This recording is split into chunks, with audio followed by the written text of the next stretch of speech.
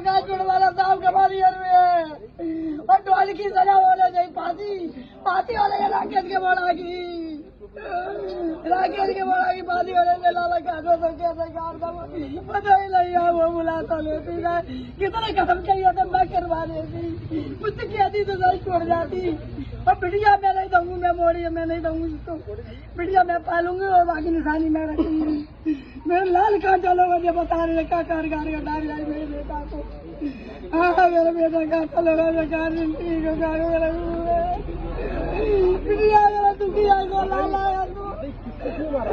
छोटे मेरे पाले क्यों कौन कौन थे माता जी इनको मारने में? बोले तो ग्वालियर गया थे साहब इन्हें कुल्हाड़ी से काट रहा है मूसरी से बस के पोड़ा सोते में मैं तो जहाँ घर पे अभी भी तो साहब कौन है मैं तो यहाँ से पढ़ना है जिन्होंने मारा है वो कौन कौन है? ये हमारे सबसे पहले हमने सीसीटीवी फुटेज खंगाले थे और उसके साथ ही मृतक की जो सीडीआर है उसको प्राप्त किया था। तो इन चीज़ों के आधार पर मुझे सीसीटीवी में सबसे पहले फोटो 4 तारीख की रात में 4 और 5 की दरमियानी रात में ऑटो का मूवमेंट दिखाई दिया था करबला तरफ। और इसके साथ ही जब मृतक की पत्नी के साइबर से जब हमने सीडीआर मंगाई थी तो इन दोनों में हमको एक नंबर मिला जो संदिग्ध था। वो नंबर इसके भांजे मृतक के भांजे डॉन शिवम का था। तो संदेह के आधार पर फिर हमने इनको पकड़ा पूछताछ की तो सारे तथ्य सामने आए। तो इनके बीच में किस तरह से ये इन्होंने हत्या की साजिश रची, किस तरह से प्लानिंग की, कुछ समझ में आ पाया? हाँ, जो अभी तक जो विवेचना में चीजें समझ में आई है उसमें ये तथ्य समझ में आया है कि जो मृतक था उसने 1 महीने पहले शिवम उर्फ डॉन को अपने घर से निकाल दिया था। काफी लंबे समय से वो उसके घर पे ही रह रहा था। इसी के दौरान मृतक की पत्नी और आरोपी शिवम के अवैध संबंध हो गए थे। चूंकि 1 महीने जब मृतक की पत्नी और शिवम नहीं मिले तो इन्होंने सोचा कि हम मृतक को रास्ते से हटा दें, नितिन शर्मा को, और हम दोनों साथ में रहने लगे। तो ये इनकी प्लानिंग और इसके बाद में ये लास्ट को ये 4 लोग जो 2 लोग और शामिल हुए इसमें हत्या में जी। तो वो किस मकसद से शामिल हो गया? उसको शिवम ने कुछ पैसा वगैरह दिया था?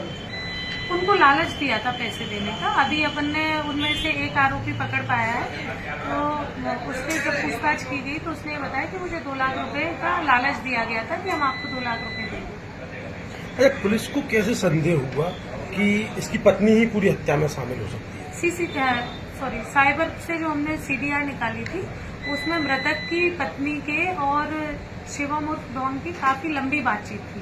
तो इसके आधार पर हमने ये एक इनपुट पे काम किया कि संभवतः इनके अवैध संबंध है, क्योंकि मृतक से आरोपी की पूरे 3 महीने में अगर मान लीजिए 5 मिनट बात है तो मृतक की पत्नी से उसकी 50,000 मिनट बात है। Just for example, it's not accurate time.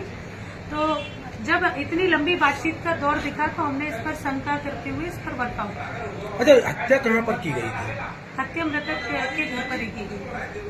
जैसे चोट के जो निशान है वो उसके बैक पर कुल्हाड़ी से यहाँ पर निशान था, सामने फ्रंट पे निशान थे, और शरीर पर जो ओखली से मारा था उसके भी जगह जगह निशान थे।